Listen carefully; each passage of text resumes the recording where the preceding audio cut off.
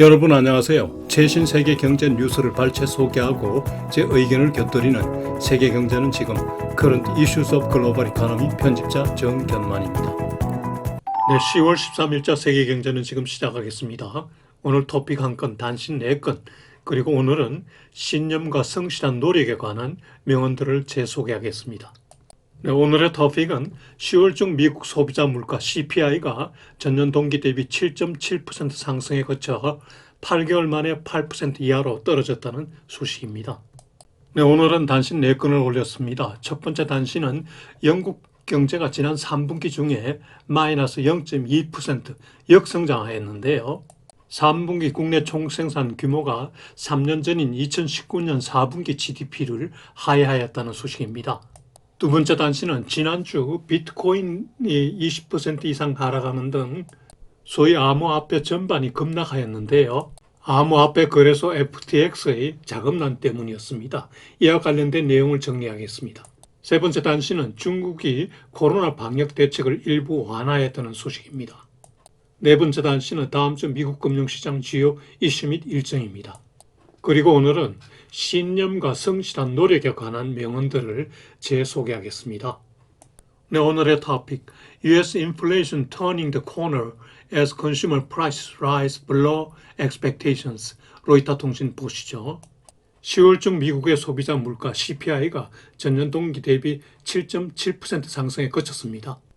예상 8%보다 낮았을 뿐만 아니라 금년 1월 이래 최저입니다. 8% 이하 상승은 2월 이래 또 처음이고요. 그리고 6월에 9.1% 정점을 찍은 후에 계속 조금씩 하락하고 있습니다. 전월 대비로는 0.4% 상승했습니다. 에너지와 식품을 제외한 코어 CPI는 전년 동기 대비 6.3% 상승했습니다. 전월 대비로는 0.3% 상승했습니다. 품목별로 보면요. 식품이 전월 대비 0.6% 상승했는데 9월 중에 0.9%보다는 둔화되었지만 상승세가 아직 지속되고 있고요. 가중치가 높은 렌트, 임차료도 전월 대비 0.6% 상승했습니다. 전년 동기 대비로는 6.9%입니다. 서민들 임차료 부담이 많이 커졌군요. 그러나 중고차는 월 중에 2.4% 하락하고 항공 운임도 1.1% 하락하였습니다. 의류, 가구, 침대 등도 소폭 하락하였고요. 의료비도 0.5% 하락하였는데요. 의료비 하락은 정부의 의료보험 수가 산정 시기가 중첩되었기 때문이라고 하는군요. 품목별 물가의 특징을 보면요. Goods disinflation, 상품은 물가가 하락하고 Labor Intensive Service Inflation, 즉 노동 집약적인 서비스 상품 가격은 올라간다는 얘기입니다. 즉 상품 가격은 상승률이 둔화하거나 하락하는 반면 서비스 가격은 상승률이 더 빨라진다는 겁니다. 물가 상승률이 좀 떨어지는 것을 보고 바이든 대통령이 경제정책의 산물이라고 자찬하는군요. 민주당이 중간 선거에서 예상에 선전하는 계기가 되었다고 하네요. 그러나 제가 생각하기에는 바이든 정부도 지난번 트럼프 정부와 마찬가지로 팽창적 재정 정책으로 인플레이션 확대하는 가오도 있다는 생각입니다. 시장의 반응은 뜨거웠는데요. 주가가 폭등하였습니다. 물가가 좀 꺾이니 연준의 긴축적 통화 정책도 완화되기를 기대하는 거죠. 국채 수익률도 큰 폭으로 하락했습니다. 지난주에 장단기 국채 모두 30bp 이상씩 하락했습니다. 달러 인덱스도 크게 하락했는데요. 11월 3일에 112.92가 지난 주말에 106.29, 약 6%가량 떨어졌습니다. 덕분에 원화 가치도 지난주에 많이 올랐죠. 여기서 연준 입장을 한번 살펴보죠. 소비자 물가 상승률 둔화는 연준 입장에서는 그간의 그 통화 정책이 어느 정도 효과를 낸다는 반정으로 반갑기는 하지만은 그러나 여전히 걱정거리가 더 많죠. 첫째, 노동 집약적 서비스 물가 상승이 계속되고 있는 게 부담이죠. 그리고 7.7% 물가 상승은 연준의 타겟 레이트 2%보다 여전히 3.3배 이상 높은 물가 수준입니다. 그리고 노동 수요가 노동 공급의 1.9배에 달하는 타이트 레이블 마켓이 계속되기 때문에 웨이지 인플레이션 걱정이 크죠. 지난주에 최초 실업수당 청구자 수나 10월중 고용 그리고 실업률 등이 아직도 노동시장의 타이트함을 잘 보여주고 있습니다. 그리고 연준은 시장에 앞서 나가는 점, 즉 12월 14일 날 FOMC에서 50bp 인상의 확실하다든가 그리고 이후도 긴축 완화를 할 거라는 이런 시장의 생각이 부담이 되죠. 이런 점들을 감안했을 때 연준이 CPI 상승률 일부 둔화를 근거로 그간의 긴축 기조를 시장의 기대대로 바꾸기가 쉽지 않다는 생각이 듭니다. 오늘 아침 셔머스 전 재무장관이 CNN과의 대담에서 No reason Fed to change라는 의견을 제시하더군요. 다음 주 중에 다수 연준 인사들이 방송 출연하던데 청취해 볼 필요가 있다는 생각입니다. 네, 여기서 참고로 미국의 핵심 물가 추이를 그래프로 살펴보시죠. 아시다시피 연준은 음식료와 에너지 가격을 제한 코어 물가를 중시하는데요. 일반 전반 물가보다 코어 물가가 오히려 꾸준히 상승하고 있죠. 연준의 2% 물가 목표를 계속 더 웃돌고 있습니다. 그리고 시간당 평균 임금도 꾸준히 상승하고 있고요. 연준이 긴축 정책을 꾸준히 이어나갈 필요가 있는 대목입니다. 여기서 참고로 G20 국가별 물가 상승률을 뽑아봤습니다. 과거에 비해서 다들 높죠. 세계 경제 침체 상황에서 물가가 이렇게 올랐으니까 경기가 좋아지면 물가가 더 오를까 걱정이 되겠죠. 한국은 전년 동기 대비 5.7% 상승했으니까 많이 오르긴 올랐지만 그래도 다른 나라에 비해서는 상대적으로 적게 오른 편입니다. 네, 이 표는 세계적으로 물가 상승률이 높은 나라의 표인데요. 짐바브웨가 1등이네요. 작년 동기 대비 269% 올랐고요. 2위가 레바논입니다. 162%. 만년 인플레이션 우등국인 베네수엘라는 156%군요. 시리아가 139%, 수단이 117%, 터키 86%, 아르헨티나 83%, 스리랑카 66%, 이란 52% 등입니다. 폭동 소요가 일어날 수밖에 없죠. 네, 오늘 첫 번째 단신, 영국 경제가 3분기 중에 마이너스 0.2% 역성장하였는데요. 영란은행이 장기 침체의 시작이라고 얘기하는군요.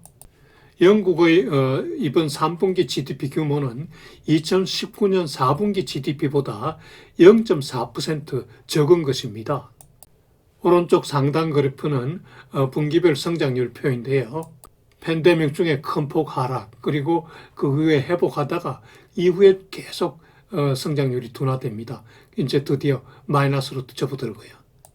아래쪽 그래프는 지난 3분기와 2019년 4분기의 GDP의 대비인데요. 다들 플러스이지만은 영국은 마이너스죠. 근데 이제 플러스 중에서도 독일은 0.2%에 불과하고요. 일본은 0.6%에 불과합니다. 여기서 영국 경제 취약 요인을 살펴보면요. 첫째, 코로나 바이러스 문제가 여전히 상존하고 있다는 점이고요. 생략하겠습니다. 내용은. 두 번째는 지난 3분기 중에 특별한 요인이 있다는 거죠. 즉 3분기 중에는 공휴일이 많았다는 점, 그리고 단명에 거쳤던 트러스 수상정부의 트리클 다운 이코노미 팔리시. 이 정책에 따라서 소규모 예산 편성을 했는데 이때 그 금융 혼란을 초래해가지고 그 후유증이 아직도 남아있다는 겁니다. 에너지 위기도 계속 가중되고 있는데요. 유럽 대륙 국가들보다 영국이 더 부담이 커진 것은 유럽은 부분적이나마 저가 러시아 가스를 의존해 왔고요. 그러나 영국은 전량 수입에 의존했죠. 그리고 물가가 더 오르니까 금리도 먼저 인상하였는데 이게 소비와 투자를 계속 위축시키는 거죠. 다음으로 정부 지출이 많이 감소할 예정입니다. 보리스 존슨 정부 때부터 재정 적자가 누정되어 왔고 중앙은행은 물가 때문에 돈을 풀 수 없는 입장이고 가계는 높아진 생계비 부담 때문에 소비 여력이 없는 거죠. 정부와 중앙은행 가계가 서로 트레이드오프 관계에 있기 때문에 대안 찾기가 쉽지 않다는 겁니다. 다음으로 영국 경제를 꾸준히 짓누르는 것은 브렉시트 영향입니다. 무역이 쉽지 않은 거죠. 특히 중소기업들이 무역 거래가 어렵고 공급망 문제도 계속 존재하고요. 또 다른 큰 문제는 노동시장이 의외로 과열됐다는 겁니다. 브렉시트로 인해서 유럽에서 노동 공급이 감소하고 있기 때문에 노동 수요가 노동 공급을 초과해서 타이트 레이블 마켓이 미국식으로 진행되고 있다는 겁니다. 이로 인해 노동 생산성, 유연성이 떨어진다는 거죠. 유로존 경제도 어렵지만 영국 경제가 더 어려운 이유가 많군요. 암호화폐가 지난 주말에도 셋오프가 재개되었습니다. 금요일 비트코인이 5% 빠지는 등 주간 전체로 20.1% 하락하였고요.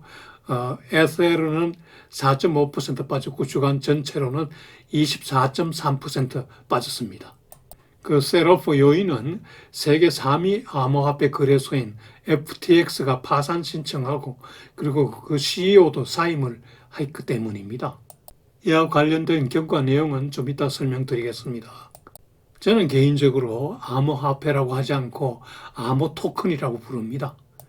왜냐하면 비트코인 등은 화폐로서 가치 척도나 교환 기능, 가치 저장 기능이 적기 때문이죠. 여기서 FTX 설립자 샘 뱅크맨 프리드에 대해서 살펴보면요. 1992년생이니까 이제 30살이 되었습니다. MIT 공대 물리학 수학 전공했고요. 3년 전에 FTX를 설립하였습니다. 저가 수수료 전략을 채택해서 빠른 성장을 하였는데요. 가상화폐와 관련한 선물 상품, 파생 상품 도입으로 아주 크게 발전했습니다. 암호화폐 거래를 좋아하는 사람들은 선물 거래까지 도입되니까 아주 환호했죠. 단기간에 세계 굴지 거래소로 성장하였습니다. 설립자는 금방 150억 달러 거부가 되었습니다. 오른쪽 사진이 샘 뱅크만 프리드 사진입니다. 곱슬머리로 유명하죠. FTX는 암호업계에 대한 자금 지원 그리고 어려운 회사를 인수합병하는 등으로 업계의 백기사 역할을 했습니다. 그러니 돈이 많이 들고 이에 따라서 부채가 급증하였죠. 레버리지 투자를 많이 하다 보니까 재정 건전성에 대해서 의혹이 이제 생겨났고요. FTX 사태 경과를 보면요. 먼저 FTX가 이제 자금난을 겪게 되자 세계 최대 암호화폐 거래소인 그 바이낸스가 FTT 인수를 검토한다고 발표했습니다. 그러나 곧바로 능력 받기라는 이유로 인수를 거절을 하였습니다. 뿐만 아니라 FTX가 발행한 암호화폐 FTT를 전량 매각하였습니다. 시장에서 난리가 났죠. FTX에 보관된 비트코인 등 그 암호화폐 인출 사태가 일어나고요. 투자 예치금 인출 사태, 뱅크런도 일어났습니다. 지난주 암호화폐 폭락의 계기가 된 거죠. 지난 주말 FTX는 파산 보고 신청을 했고요. 그리고 이어서 CEO가 사임하였습니다. 그리고 드디어 연쇄 효과, 즉 FTX가 출자한 회사, 그리고 FTX에 투자한 회사들에 대해서도 지금 대단한 역효과가 나타나고 있습니다. 실제 거래 중개 회사인 자회사 알라메다 리서치가 뿐만 아니라 전 세계 관련 회사 130개가 동시에 파산 절차를 진행하고 있는 것으로 알려지고 있습니다. 한국계 회사도 포함된 것으로 생각되고요. 그리고 FTX에 투자한 금융회사들이 대규모 손실이 불가피해졌습니다. 손정희 씨가 운영하는 소프트뱅크도 1억 불을 투자한 것으로 알려지고 있고요. 그 외 자산운용사 블랙락, 타이거 글로벌, 세콰이어 등이 출자한 것으로 알려지고 있습니다. 최종 투자 가치가 320억 불이니까 이들이 이 정도는 감수해야겠죠. 그리고 FTX에 대출한 금융기관들이 채권 회수 절차에 들어갔는데 아마도 거액 대손 처리가 불가피할 것으로 예상됩니다. 총 부채 규모가 670억 달러에 달할 거라는 얘기도 나오네요. 이에 따라 뉴욕타임스는 가상화폐 업계의 리만 브러더스 사태라는 주장도 내놓았습니다. 리만 브러더스 사태까지는 가지 않더라도 자산 운용업계에는 상당한 충격이 갈 것으로 생각이 됩니다. 대규모 금융위기 사태로 번지지 않기를 기원합니다. 세 번째 단신은 중국이 코로나 방역 대책 일부를 완화했다는 소식입니다. 최근 그 감염자가 1만 명대로 다시 증가했는데도 이 조치가 나왔는데요. 완화된 조치 내용을 보면은 먼저 집중 격리 기간을 단축한 겁니다. 긴밀 접촉자와 입국자의 경우에 종전에 7일에서 5일로 2일 단축하였네요. 그리고 이후에 3일간은 자가 격리는 종전과 같습니다. 그리고 종전에 코로나 감염자를 태운 항공사에 대해서 제재 벌칙을 줬는데 이게 폐지됐다고 하고요. 그리고 2차 접촉자 특정을 중단하기로 했다는 겁니다. 그 외에 그 중국 입국 항공편의 경우 탑승 전 48시간 이내 두 차례 핵산 검사 음성 증명을 내야 됐었는데 이를 한 차례만 검사하면 되도록 완화했습니다. 중국의 방역 통제가 여전히 매우 엄격하군요. 네, 다음 주 미국 금융시장 주요 이슈 및 일정 보시죠. 지난주에 예상보다 낮은 CPI 발표 덕에 주가가 크게 상승하였죠. 특히 기술주 나스닥은 지난주에 8.8%나 상승하였습니다. 국채 수익률이 장기, 단기 모두 30bp 이상씩 하락하였습니다. 달러 인덱스도 지난주에 한 6%가량 하락하였습니다. 다음 주에 나올 경제 지표는 10월 도매 물가 지수가 화요일 날 발표되고 수요일에는 10월 소매 판매 동향이 나옵니다. 무엇보다 다음 주에는 연준 인사들의 그 발언이 많이 나올 예정인데요. 지난주 CPI 7.7%와 관련해서 긴축을 이제 좀 완화할 필요가 있다든가 또는 그 반대로 서머스 장관 말대로 No reason Fed should change라는 강경 발언이 나올지 살펴봐야겠죠. 도매 물가는 전월과 비슷할 것으로 예상되네요. 다음 주 상승 기대는 크지만은 제 생각에는 FTX 관련 악재도 나올 소지가 있다는 느낌입니다. 주가 지수별 퍼포먼스를 보면은 지난주 그리고 지난달 전체로 주가가 많이 올랐습니다. 그래서 다우는 작년 동기 대비 6.5% 하락에 그쳤고요. S&P 500는 15% 가까이 그리고 그러나 나스닥의 경우는 아직도 27.1% 하락하였습니다. 기술주들이 금리 인상 타격을 가장 많이 받았죠. 네, 요일별 일정은 표를 참고하시기 바랍니다. 여러분 다음 한 주도 즐겁고 보람차게 지내시기 바라며 우리의 신념과 성실한 노력에 관한 명언들을 들어보시기 바랍니다.